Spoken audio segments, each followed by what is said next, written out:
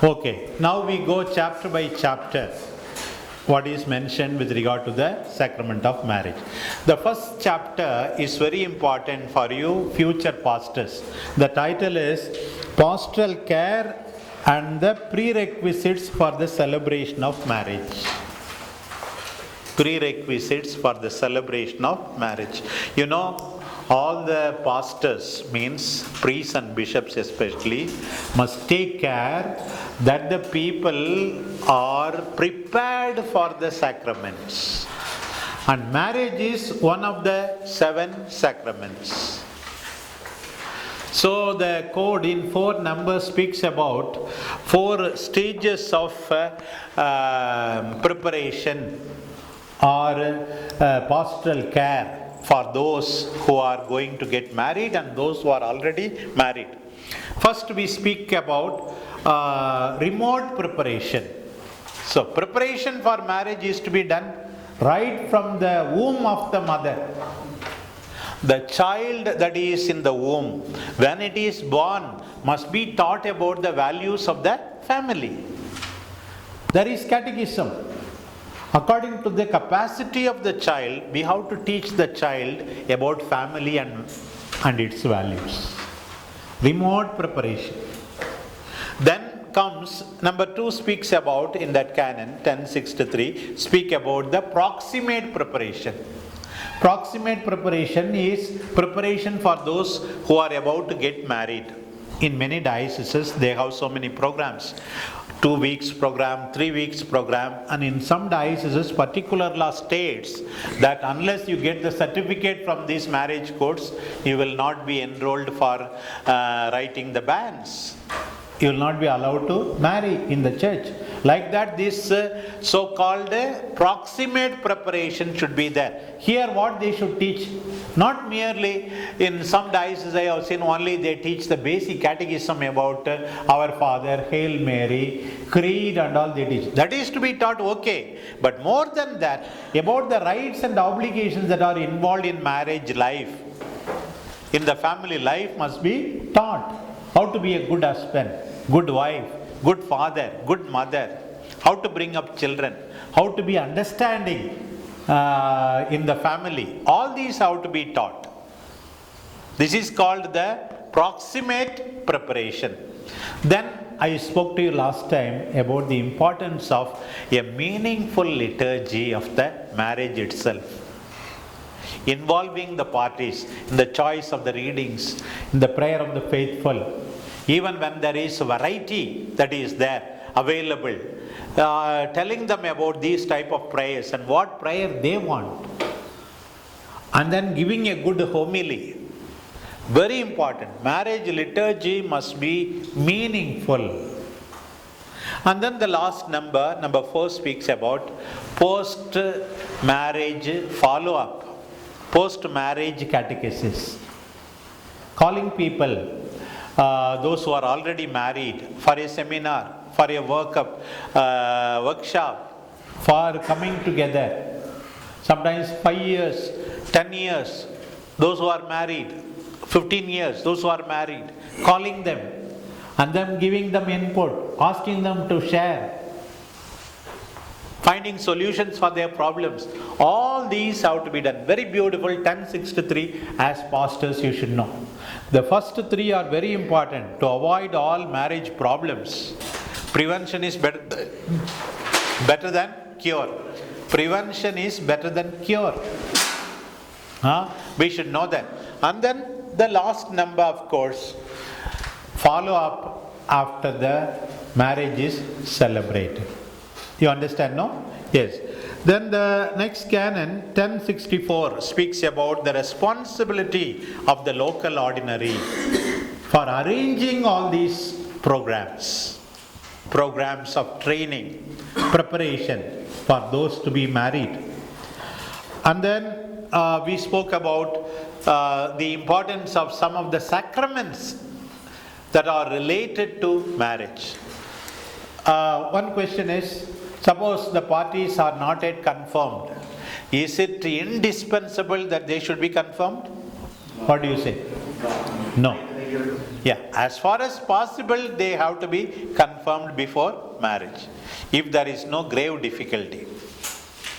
But if there is a grave difficulty, baptism is the gateway to sacrament. Confirmation need not be the gateway to the other sacraments. In that way, that is mentioned. Then marriage is to be celebrated in a state of grace. So naturally the sacrament of penance. Don't wait for the beginning of the marriage mass. The previous day itself, tell them that they need to come for confession. They need to enter into this sacrament in a state of grace. And then importance of Holy Eucharist. Having it celebrated in the Holy Mass. The total self-gift of Jesus is celebrated in the Holy Mass. So it corresponds to the total self-gift of the spouses to each other. So tell them also that it is necessary that we have to have a meaningful Eucharistic liturgy. All those points are mentioned in Canon 1065. 1066, we have repeated on this point again and again. That is, whenever you are a parish priest or assistant parish priest or a visiting priest, you have to ensure that you are blessing a valid marriage. Not only that you are blessing a lawful marriage. Don't be irresponsible in going ahead without knowing whether there is any impediment, whether the parties are freely consenting, whether you have the faculty to assist at the marriage. All these will affect the validity of the marriage. Follow the universal law, particular law regarding what is lawful for the marriage. Two persons are never prepared and then you are blessing their marriage. Due preparation must precede. This is for lawfulness.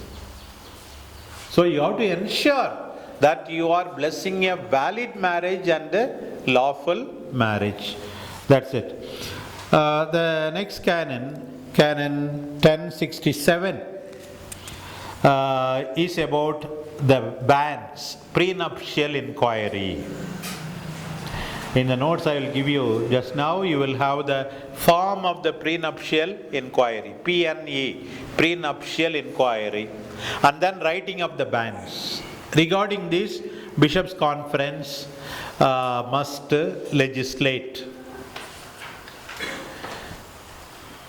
1068 speaks about what is minimum necessary in danger of death. In these situations, you don't have sufficient time to go through all the procedures. What is important is you should know that there is no impediment, that they are freely consenting. So you have to see that the parties assert that they are free to marry.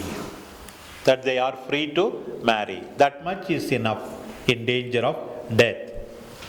And then 1069 speaks about what we hear in every Sunday Mass. If anybody is aware of the impediments, you are obliged to reveal it. Reveal it. That is a normal thing. Then some priests, even though they don't assist at marriage, they help the parish priest in the investigation. It is not enough to conduct the investigation, but you have to also inform the priest concerned about the results of the investigation. That is a simple matter. Then 1071 speaks about 7 cases, 7 difficult cases, where you need to get the permission of the local ordinary. It is not for validity, but it is for lawfulness. 7 difficult cases where the church want to take certain precautions, because somebody who is a vagabond without domicile or quasi-domicile, we don't know about them. Another person, civilly the marriage cannot be recognized, Another person has some obligation because he lived with another woman without a marriage. Such cases are mentioned, 7 numbers, where you need to get extra permission from the local ordinary. We just go through those 7 numbers fast. 1. Marriage of Vagi. You know who are Vagi. Second, marriage which cannot be recognized in civil law. Third, natural obligations towards another person. The person has natural obligations. 4. One who has notoriously abandoned Catholic faith. 5. A marriage of person who is under censure, excommunicated person or interdicted person mainly. Suspension of ex-clerics, okay. A marriage of minors whose parents are opposed to it or unaware of it. And then 7, a marriage entered by proxy. So these are difficult situations. The persons may validly marry, but still we want to be sure that the marriage later on does not suffer from other causes. And the laws canon speak about discouraging young people from marrying, especially young people who have not met the requirements of civil law. Civil law. This is about pastoral care of the marriage. So none of my students should be accused of blessing a marriage which is invalid and unlawful. Are you aware of your obligations? Yes. Especially premarital preparation and postmarital catechesis. So this is it.